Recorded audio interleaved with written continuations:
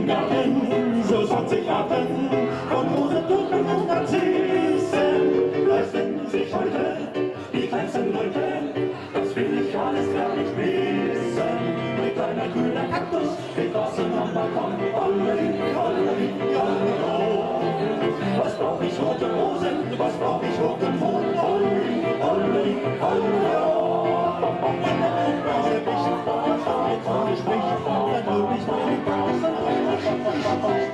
Kleiner grüner Kaktus steht draußen am Balkon. Olli, Olli, Olli, oh. Man sieht den Röhmlich, Frauen ähnlich, den Blumen nicht sie gerne tragen. Doch ich sag wirklich, das ist nicht möglich. Was sollen die Leute trotzdem sagen? Denn der grüne Kaktus steht draußen am Balkon. Olli, Olli, Olli, oh. Was brauch ich rote Rosen, was brauch ich roten Mond? Olli, Olli, Olli, oh.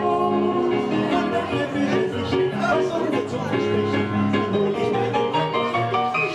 Ich habe eine grüne Kaktus, steht draußen am Balkon. Olli, Olli, Olli, oh.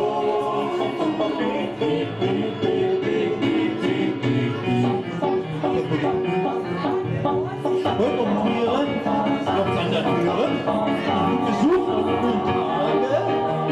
Es war nach Hause und nach Hause.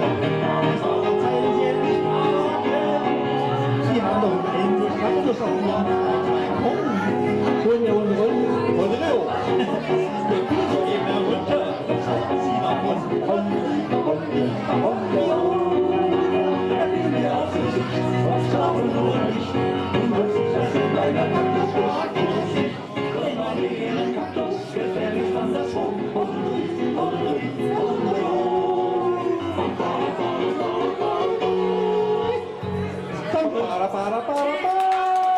Das war hier für euch live on stage, der Uli. Dankeschön, Uli.